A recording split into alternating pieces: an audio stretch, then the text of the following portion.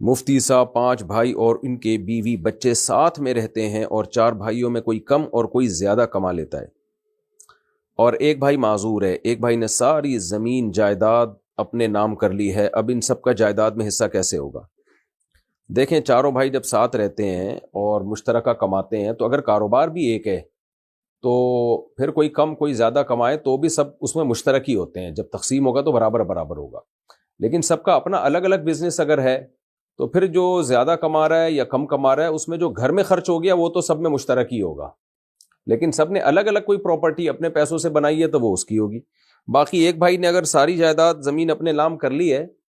تو اس سے وہ اس کی ہوگی نہیں، یہ ذہن میں رکھیں، یہ نہیں ہوگی ان کی، بلکہ دیکھا جائے گا اس جائیداد میں کس بھائی نے کتنا حصہ ڈالا تھا اس کی خریداری میں۔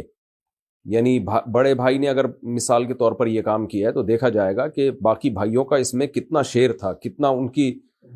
پارٹیسپیٹ کیا تھا یا کتنا تعاون کیا تھا، تو ہر شخص اس میں ان کے ساتھ شریک ہوگا۔ اور اگر یہ ابا کا بزنس تھا جس میں سارے بھائی مشترکہ طور پر کاروبار کر رہے ہیں تو پھر تو اس میں بہنوں کا بھی حصہ ہوگا۔